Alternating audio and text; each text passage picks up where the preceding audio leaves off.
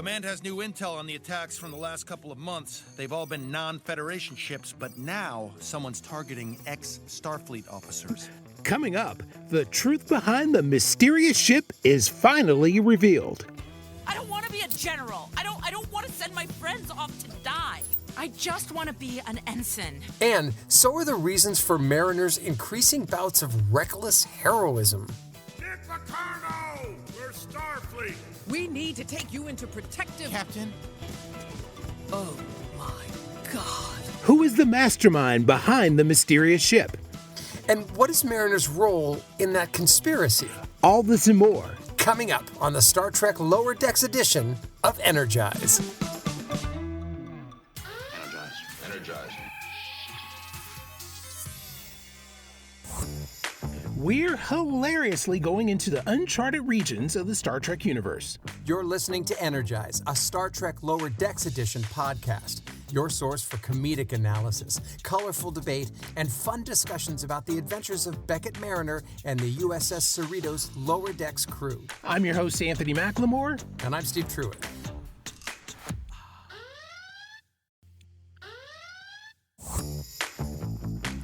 This week, our long-standing questions about that mysterious ship finally get answered. Plus, Mariner's painful past sheds light on why she's so out of control today. Here's a warp speed recap of Season 4, Episode 9 of Star Trek Lower Decks, The Inner Fight. Defense? Oh no, those monsters are going to f***ing kill us all! Okay, everybody just stay calm. We're gonna have to put on our anti-venom suits I got this. Mariner! Get back here and put on a venom suit! Why is my daughter trying to get herself killed? You noticed that too. She's just out of control. Starfleet! Not so tough when you haven't tricked someone, huh? Okay, you're still tough. The captain specifically ordered us to keep you out of danger. What? Why? Mariner, come on. You've been acting really weird. No, I haven't. This is my domain. Be gone. Oh, that's weird. This doesn't look like Kronos. Maybe you're confused. I said go. Why don't you make me? You are Starfleet, Yeah? but you are also a warrior. No, I'm not. You wage war with yourself.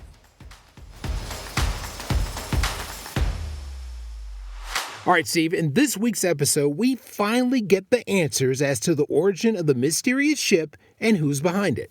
Right, and it turns out neither of us were even close to being correct. I think I got some credits to give you a little bit later. Okay, all right. I didn't remember, but okay, go ahead. And we also find out what happened to all of the ships and their crew that we thought were initially destroyed. And last, we get clarity as to the reason behind Mariner's reckless behavior. And this is what I love about Episode 9, is that as the penultimate episode, we're going to get some wrap-up stuff. We're going to start putting it together and setting us up for the last episode. So it was great. I was thrilled. All right. That new power relay should keep your energy barrier up for at least a year. Thank you. We still have much to learn here. So at the beginning of this week's episode, we find Boimler, Mariner, and T'Lyn on a planet fixing the power supply to an energy barrier at a remote science outpost. Right, and you know, the scientists have been there forever, and they're studying this weird, deadly, venom-spewing creature called the tremble lizards. They're small, but of course, you know, they're extremely toxic. Their blood is acid. They're very, very, they're very dangerous. Yeah, and true to form, these lizards disabled the very barrier that was just energized with power. Of course. And they breached the perimeter. As the scientist freaks out, because at first he's just like, "Oh, I love these creatures. I'll study them." And then when they breach, they're like, "Oh my God, we're gonna die. We're gonna die. I hate them all of a sudden." So what happens is kind of strange, because usually Boimler's the one who's like steps up in these kind of situations. Mariner just jumps outside. She forgets. They're like, put on your environment suit, you know, your anti-acid suit. Nope. She just jumps out and just starts leading the creatures, you know, on a chase like a Pied Piper. She jumps up on the fence. Maybe she gets scratched once or bitten, but she gets that fence back up. But she just does it in a really crazy, reckless way. Yeah, I mean, right out the gate, I mean, I'm just like, okay, she's really amped up on just how reckless she's become. And I've always loved Mariner because I like that she colors outside the lines. She's noble, even in her recklessness. Yeah. Recklessness, and You left out an S. yeah, I did. I was just like, okay, I'm going to catch that. And so, I mean, I've always appreciated that. But even in my appreciation, I know that this season she's gone really far off the rails to the point where it's just like, okay, now calm down. I mean, you got to color inside the lines too. Well, not to me, the recklessness was a little more surprising because she's also not necessarily been reckless. I mean, I know she got in that bar fight and the Ferengi, was kind of her mentor, but she's just been more of a loose cannon. But this one, she's just like risking death. It's really gone to 11, and that's where I was like, okay, what's going on here? We're gonna get a story out of this. Yeah, very much so. And I'm all in because I really want to understand what is going on with her, and we definitely get those payoffs by the end of the episode. Mr. Boimler. Hey, T. Another violent away mission with Mariner, huh? Indeed. Her cavalier behavior has grown increasingly dangerous since your mission to Ferenginar. Yeah, she's been off the rails for weeks. So back on the Cerritos, we find T'Lyn and Boimler discussing Mariner's reckless heroics, which has gotten worse since being on Ferenginar. And they end up in a briefing room with Tendi and Rutherford, and Freeman is about to give a mission briefing. I love this scene because they're not even sure why they're there. They're like, oh my God, you're here too. You're here too. I'm always intrigued when the lower deckers are surprised that they're involved in something that involves the upper deckers. Not the traditional upper decker that most frat brothers would think of, but, the upper deckers in this show. Well, they have been promoted to lieutenant, so they're in true. More now. Yeah, they are up there. And so Freeman walks in, and she's just like, can anyone tell me why my daughter's trying to get herself killed? Why is my daughter trying to get herself killed? You noticed that too, huh? We've all been inspired to be a hero every once in a while, but she's just out of control. And they all, they let her know. They're like, listen, there was this time she did this and there was time she did that. And, they kind of don't really know why. And I think Freeman wants to know and protect her daughter. Obviously, I mean, she is a loving mother, even though over the course of 4 seasons, Mariner has at times been the bane of her existence. Yeah, I was curious because, it's interesting to me that Mariner and her mother don't really interact in the show very often. Not much at all. I think they did more in maybe season 2 when we discovered she was her daughter and all that, or the end of season 1. Well, there was that one point where I think it was last season or the season before where she kicked her off the Cerritos. Yeah, she kicked her off the Cerritos, which I thought was fantastic. Because she doubted her daughter and then was wrong about it. Yeah, and again, distance, not really closeness. And so now it's gotten to the point where Freeman is like, I don't even know who this girl is anymore. Help me. Yeah, absolutely. Command has new intel on the attacks from the last couple of months. They've all been non-Federation ships, but now someone's targeting ex-Starfleet officers. And so, Boimler suggests having Mariner examined by the doctor, but there's no time because Starfleet has intel on the mysterious ship, which has up to this point had only been attacking non-Federation vessels, but now it's going after ex-Starfleet officers, and they're the target. And not just any ex-Starfleet officers, but some really awesome names. Among them, 7 of 9, Beverly Crusher, who Boimler has a crush on apparently, and Riker, and then of course this one surprised me when they said Nick Locarno. I was like, wait, I know that name. We have to find Locarno. Who? Mr. Locarno was drummed out of the academy for getting another student killed during a prohibited flight maneuver. Now, he's a pilot for hire. And it turns out it was one of my favorite episodes of Star Trek The Next Generation entitled The First Duty, where Nick Locarno was played by the guy who played Tom Paris, not Neil Patrick Harris. What was his name? Neil Patrick Harris. Played by Doogie Howser. Yeah. And he was kind of a bad cadet, and he and Wesley were trying to do this exciting thing for graduation, and they ended up killing. Yeah, the Starburst maneuver, and they ended up killing one of their people. And Nick, ended up getting in trouble, and actually, I think, going to the brig for a while. Yeah, and what the deal was that Nick Locarno, pressured everyone else to cover it up and blame it on the cadet that actually got killed. Yeah. And then Picard figured it out and pressured Wesley to tell the truth, or he was going to tell. Which he did do. And I will say this. It's interesting that it was both played by the guy who played Tom Paris. What's his name? Neil. We'll figure it out in a minute. Oh, shit, that's terrible. No. We need to know this. Oh, keep talking. I'll figure it out. I'm on my computer. Okay. Yeah. But I think the biggest mistake that Next Generation and Voyager did is they didn't make Tom Paris Nick Locarno, because it's the same actor. And had Janeway gone to the Federation hard labor camp, and it's Tom Paris that's there, it's like, why wasn't he just Nick Locarno? Because he was thrown, in prison anyway for doing the Starburst maneuver and all of that. Why would they switch him to Tom Paris but have the same actor? Why wouldn't it just be Nick Locarno? I think they blew that there. But here they are with Nick Locarno, who we all remember. And why didn't they play Nick Locarno again? I don't know. I think it was a mistake. But here he is after all these years, one episode.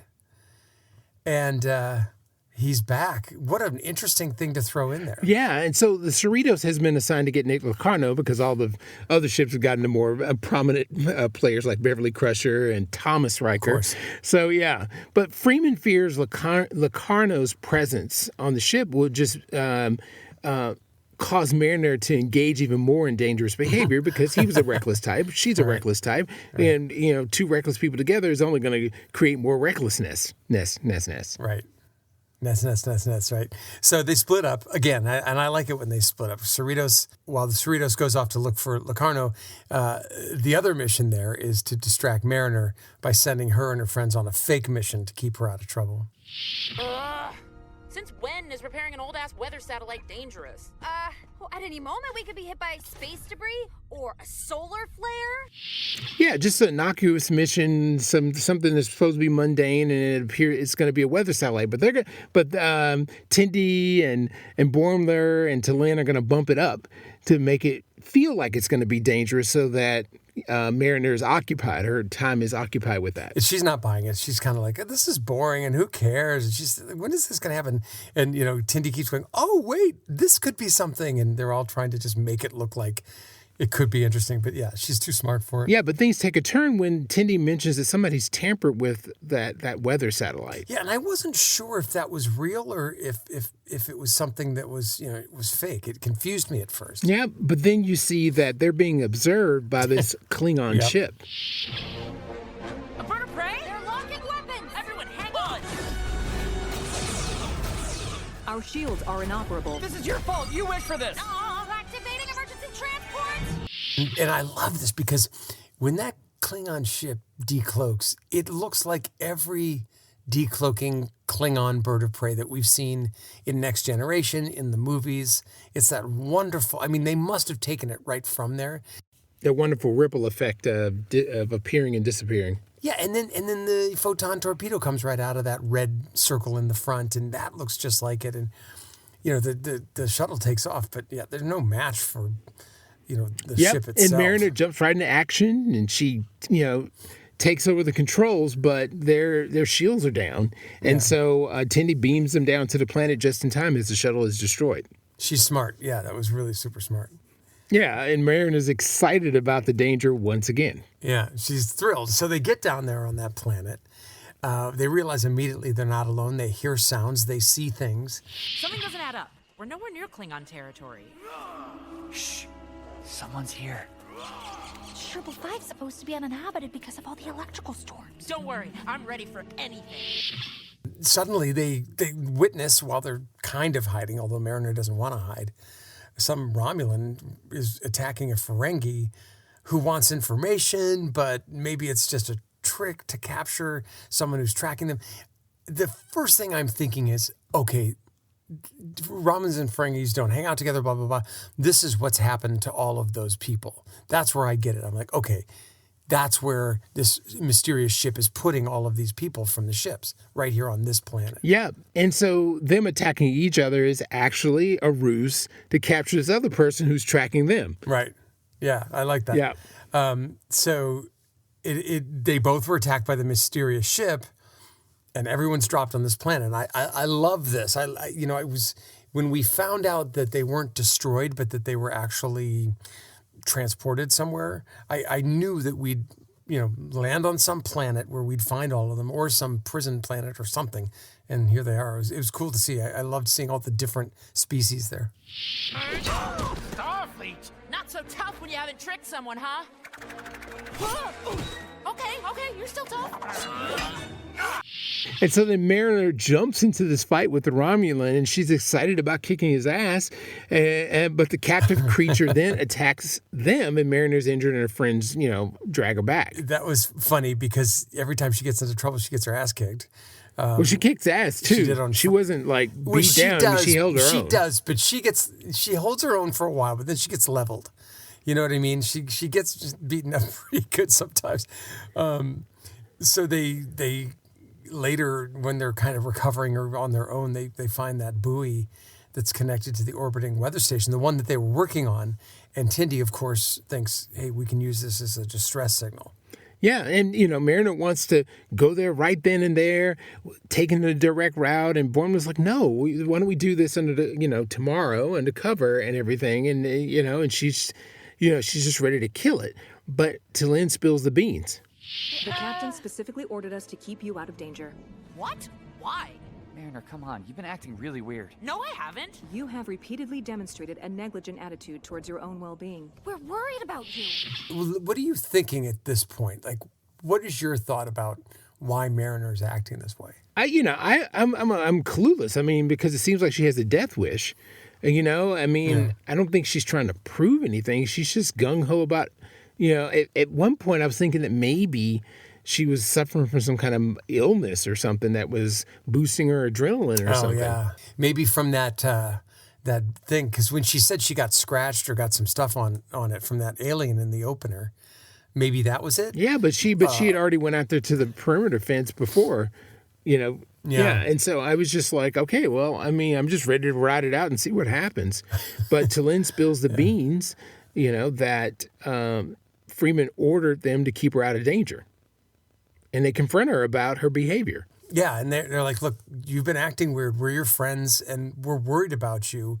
And even though she doesn't really want to be calmed down or protected, she agrees that they're going to seek shelter. And they lie down. And the first second they lie down, I'm like, she's not going to lie down. She's going to look for trouble. No, she's going for it. So, I was just waiting for it. Yeah. Yeah. But, meanwhile, Freeman, Shax, and Rutherford are looking for Nick Locarno on this planet called New Axton, which is like a lawless planet. New Axton, twice as lawless as Old Axton, without any of the charm. Yeah, a favorite of every troublemaker in the quadrant. Mr. Locarno's known to peddle his services in the capital city. I like this one, too, because it reminds me a little bit of Ferenginar and all the times that they go to a planet and everybody's weird. I have to tell you, this planet gave me a real Star Wars vibe, and I you can argue with me, but I felt like, yeah, exactly. I felt like the bar was kind of like Mos Eisley. I felt in the background, I thought I saw someone who was dressed up like Obi-Wan Kenobi. I'm telling you right now, it felt to me like a Star Wars nod somehow. If you go back and look at that bar and just see that whole thing, that's what I got from it. Yeah. I can see where you would get that from, because it does have that feel. They're going to some seedy place to get information, and a ton of aliens. Yeah, and so they're standing outside, and nobody's really feeling the Starfleet folks. Of course, they're in uniform, and so this. Right. So they let this bounty hunter in who's in a full mask go in before him. He's like, wait a minute, Does he have a reservation? Like, he doesn't need one. He's badass. Yeah, he looks like some devil mask or something. Yeah. And so Freeman's like, let us in. And they're like, oh, come on. We know who you are. You're Starfleet. We're not going to let you in. It's a 2-hour wait. Yeah, I thought that was hilarious. I thought that was really, really funny. And so they finally get in there and they're looking for information from this information broker. And they wall up on this, torso. Captain Freeman and Lieutenant Shax in Rutherford, you dare approach me? How do you know I am the information broker? Something's not right. I've seen this before. An ancient trick. That's not an alien. It's a puppet. And it's from an original series episode where they were being, the Enterprise was being threatened. They had this weird looking alien. Yep. It was always in the credits of the show. Sure. And you only see his head anyway. Yeah, exactly. And it was the episode where Clint Howard was in it. He was actually the kid controlling the whole thing. I love that episode too. And that guy looks like the Scream mask a little bit, or maybe Salvador Dali screams or whatever that painting is with the Scream. But you recognize him immediately. And he's like, I've got information, but I'm not going to give it to you. Oh, and I thought it was Harry. I thought it was completely hilarious. And Freeman suspects the figure is a puppet. Oh, so great. And starts beating it for info. Right, because it's small, right? And she's like, come here. She picks it up. It wasn't a puppet because, who was it? Rutherford? Was it Rutherford? Rutherford's scanning, and he's like, no. I can see his skeleton is actually a really big. It was an alien that actually looked like that, which was a great joke. Right, and they're like, oh... Yeah, great bit. And they're like, oh, sorry about that. We thought you were. And he's like, well, now I'm definitely not going to tell you. He doesn't give him the information. And this bounty hunter that had walked into this club or bar or whatever earlier, the alien gives that information to him and he walks away. Right. And Rutherford and Shax are bummed, because they really wanted to, get this done. And they're tough guys. And turns out this was all part of Freeman's plan. Sorry the mission was a failure, Captain. Who knew a bunch of criminals would hate Starfleet? I did, which is why the mission was a success, as I knew it would be. It was? But we didn't get the information. Oh, yes, we did. Because the bounty hunter was not someone who was strange and crazy, but it turned out to be someone we know very well. Yeah, it was Billups. He takes his mask off, and it was Billups. And it was really smart on Freeman's part. I think so, too. And I think at this point... Whenever we see red herrings like that, we should know better. And I knew someone was behind that mask. I knew it wasn't just an alien, but I didn't pay a lot of attention to it. I was like, oh, we'll see. I never thought for a second that, who it was going to be revealed would be someone really special or important. Oh, yeah. I mean, I thought that maybe it was Locarno walking amongst everybody, but I didn't suspect it was Billups. Yeah. Especially since he took the information, like, oh, I want this. I'm not going to let anyone have it. This is my domain. Be gone. Oh, that's weird. This doesn't look like Kronos. Maybe you're confused. I said go. Why don't you make me? So, of course, we go back to Mariner and company. And, of course, while everyone's asleep, what does Mariner do? She does exactly what we thought she would. And she sneaks out of their camp. And she encounters this Klingon, and the two brutally fight each other. It's crazy. And again, just the amount of physicality that she gets into is funny, but it's pretty intense, too. I mean, she's always got black eyes and getting punched and all of that stuff. And she's just thrilled to just either beat this guy up or get beaten by him. Yeah, she wants more. They definitely want to keep even after fighting. She gets beaten down. Yeah, she wants more. But then... They look up, and the storm has moved overhead.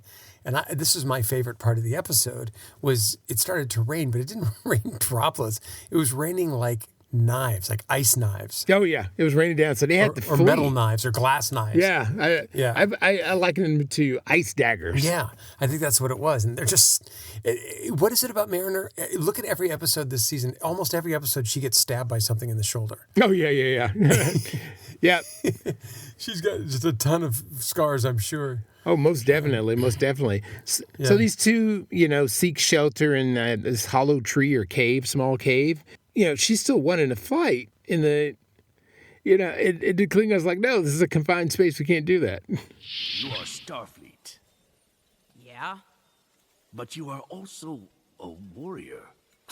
No, I'm not. My mind clears up when something's trying to kill me. You wage war with yourself. This is the best scene of the show. Absolutely, bar this none. episode of the episode, but like one of the top scenes this season. The vitriol stops, everything calms down, and Mariner finally just spills, and she's just like, here's why I'm upset. Here's why I'm doing what I'm doing. I got this promotion. I didn't want it. I wanted to be demoted. I don't want to grow and get better in Starfleet. I don't want to advance. And she had that dream, but because of her friend was murdered by a Cardassian, that death destroyed her. Baj duj dachich.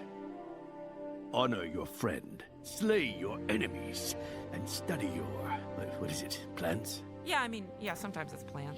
So with the two of them held up in there during the storm, the Klingon, acknowledges that Mariner is a warrior, and gives her props because they actually had a really good fight. But he points out that she wages war with herself. For sure, and that's the inner fight, which is a take on the inner light, I guess. But and the funny thing about her is that what I love about Mariner is that she always goes, "That's not true. Wait a second, maybe it is." She always realizes that the feedback she's getting is actually true, and that's when she drops her guard, and that's when she starts to tell her story. That look, she wanted to be a captain, she wanted promotion, but after she saw her best friend murdered by a Cardassian who was serving on the Enterprise, for God's sake, that death destroyed her, and it just wrecked her, and she just doesn't want to. She just wants to stay in that pain and stay at that level, I guess. Yeah, she doesn't want to be a general because she doesn't want to have to order friends into service and watch them die. Yeah. She's content with being an ensign, and she purposely sabotaged herself. But the Klingon dropped some serious knowledge on her, telling her that she is actually dishonoring her friend. Yeah. And that friend wouldn't approve. And she's like, you know what? She wouldn't approve. She wouldn't. You're right. And I like that because who better to understand that kind of scenario than a Klingon? So, Mariner had previously thrown the pip to the ground, and he picks it up and hands it back to her and says, "Listen, honor your friend. Be the officer you're meant to be." It kind of gave me the Lord of the Rings situation. Give up the ranger, become who you were born to be. When the Elf King tells, Yep. I can't remember his name, but you know what I'm talking about. Well, the elf king tells Carrie what's Perry's his husband. face. He's like, "Listen, dude, quit being the ranger. Give it the ranger. Become who you were born to be." I like that. I always like that. I told you to stay away from us! But this is the only area where the trees have fruit! You should have thought of that before you tried to steal ours. So so Mariner does make nice with the Klingon and wants to work together to his chagrin, and they're off. So all the people that have been captured, and we know that that's what the deal is now, they're all kind of just fighting over certain areas. Some places have fruit, others don't, and they're all kind of going for it. And during the heat of this melee, Mariner just is like, "I'm going to handle this, by, the Klingon's like, 'Don't go out there.' And she's like, 'No, I'm going to go take care of this.' And she just stands up and she appears to all of them and says, 'Listen, we don't have to do this. We can actually work together.' And they all kind of stop and look at her like, 'What? Who are you? And what are you doing here? Starfleet,' and all that kind of stuff. And we come to find out that all of these lower decks officers on the various ships had mutinied against their commanders. Right. And this is something that you pointed out. Yep, I did. You were like, wait a minute, maybe these lower decks people are actually in cahoots. Because remember, we discussed this. Every single time it was the disgruntled lower decks folks. Right, and I thought it was either a nod to other lower decks, or there was something up. And looks like I was right. It was, people who were planning to mutiny from below. Yep. I love being right, And Anthony. go ahead. No, I just love being right. I love it. Yeah, and so the Orion refuses this idea of working together and pulls out her weapon, and she's going to attack Mariner, and Mariner's like, not going to fight back. I refuse to bend the knee to Starfleet. I'm not fighting. No, there's been enough of that. Then accept my thanks for making this easy. Captain caused me a Stand down! Mistress of the Winter Constellation. Just when Tindy, leaps out of the bushes in the nick of time, and the Orion kneels because it's, whatever mistress of the blah, blah, blah, blah, queen blah. Of, yeah, exactly. It's perfect. It's a great Deus Ex Machina, and I love this extra aspect to Tindy. It gives her a lot of good depth when things, hit the fan like they did there. I thought it was fantastic. And that's when Mariner has the chance to just appeal to everybody and say, listen, we can get back our ships and get off this planet. Let's work together. Yeah, we can get back at everybody that jacked us. And just as she's rallying the troops, what happens? Merida gets beamed away. Yeah, that surprised me. She's just beamed away. And of course, all the people that are left behind, the Klingon and the Romulans there, they're like, it was a trick. She's fooled us. Like, no, that's not. Yeah, the Klingon's like, no, guys, she was actually on our side. Shut up. Yeah, she's trying to help us. So. And so we were in orbit of the planet. We see the mysterious ship take off, jump to warp. And I was just like, they must have Mariner on that ship. Yeah, I knew that was the case. Why are they grabbing her? We find out. But I just love where this is going because now it's all going to start to make sense. Yep. And so we go back on that Klingon ship that destroyed the shuttle earlier. Yeah. And it's those lower decks clowns. Yep. And they want to destroy the beacon. Right. So they do a great shot. They go from space down into the atmosphere and right down over the beacon. It was kind of cool. It reminded me of Star Trek because they can only get the shot by getting close. Yes, exactly. Yeah, it was awesome. And this allows the Allied group to jump aboard the ship, literally. Well, they jump on top of and re-enter the ship. Yeah. Now here's where it's strained. Even though everything strains credibility because it's about a starship, but they jump on and they're like, "Let's go to warp or let's go into orbit." And like, we can't. I'm like, you can't. Just fly straight up. Everyone will fall off. But no, they dig in. They literally open the skin of the ship and jump down and take it over. And it's a great scene because our Klingon friend, who by the way didn't really beat up Mariner too bad, goes right after this Klingon captain who I think betrayed him, or he was trying to betray. Oh, it was the lower decks person. All those were lower decks people. Right. The lower decks that we saw in the beginning, and he kills him. He doesn't just kill him; like he rips his head off with his mouth. So he sticks back up and like he's covered in purple blood. The Klingon purple blood. Yep. I mean, it was very fitting for what they did. Yeah. Come on, it was excellent. You betray your Klingon commander, you're done. Your head's going to be on a spike. Nick Locarno, we're Starfleet. We need to take you into protective. Captain. Oh my gosh. And so we jump back with Freeman and company, and they use the intel that they got, and they head to some remote location, and they discover blueprints to the mysterious ship. And so clearly at that point, we know that Locarno is behind it all.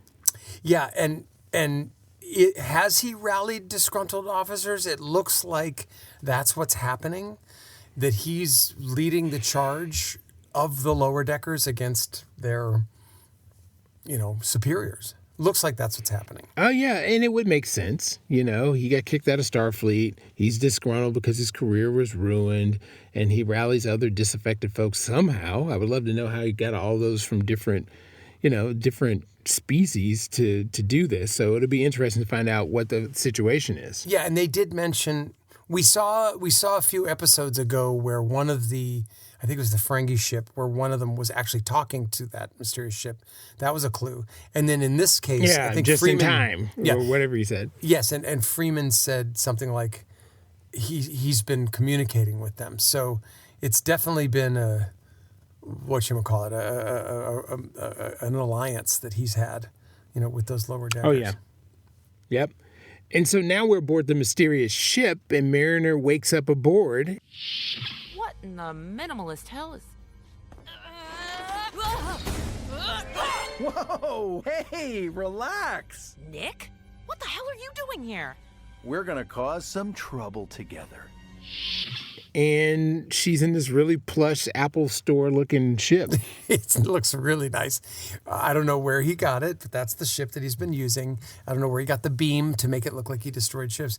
But she comes face to face with one Nick Locarno, who is older. He's got some gray on the sides. Of course, he's going to be a little older. And he's like, let's get into some trouble together. And I don't know if she's intrigued or not, but it's a fantastic way to leave a cliffhanger for the final episode. Oh yeah. I mean, I thoroughly enjoyed this episode because it had depth. We got some really good backstories. We got some good action, and we got some answers finally. Yeah, and then we got the answers, and I just love they always do throwbacks to previous series. So this whole Nick Locarno thing I thought was a great ad. Yeah, I love that, and it's something that I don't think any of us would have suspected. It's a real reach. He was a 1-episode character in a 7-year series, but why not? It's a great, like you said, reach back. And I love the little things where, during the episode where Boimler's asleep and he's dreaming, and he's like dreaming about Beverly Crusher. And, they're just all fascinated with TNG era, and that's great for us. That's why we love it so much. Oh yeah, the writers have done a fantastic job. Like I said, this was a good episode. It was a good episode, and I can't wait to see how this all plays out in the end. Well, now that we know what episode 10 at least is headed toward, which is this is a Nick Locarno issue. We know who the ship is. What's left? Is it just rescuing Mariner? Like, how are they going to fill this episode? What do you think's going to happen? I don't have a clue, but it's not going to be hollow because they never go out hollow on an episode 10. No, they don't. No, they don't. Yeah. I'm a little bummed. This series went so fast. Actually, so did season 2 of Strange New Worlds. It seemed to go really, really fast. Yeah, but it's been a wild ride and a very humorous ride, which I really enjoy, and that's what we expect coming from Star Trek Lower Decks. Well, that concludes this episode of Energize, the Star Trek Lower Decks edition podcast. Thank you so much for joining us for episode 9. We got one left in this season, and then coming up next, Anthony, what are we doing? We're going to do... sometime in early spring 2024, we'll get the final season of Star Trek Discovery, which supposedly makes up for the seasons that maybe fans didn't like. Well, I liked season 1 and somewhat of season 2. I hated 3 and 4, so... hopefully it'll redeem itself. It also probably will tee up the Academy shows. Oh, there was breaking news, too, that Tawny Newsome, who voices Mariner, is going to be writing for the new Academy show. Okay, I think it'll be great. I think that's going to be awesome. So, yeah, there we go. Okay. All right, well, stay tuned. If you want more information on us, you can go to www.energizepodcasts.com to check out all our past episodes. Anthony's at www.anthonymclemore.com. I can be found at stevetruitt.com. Yes. Well, thanks for listening. I'm Anthony McLemore. I am Steve Truitt. Live long and prosper.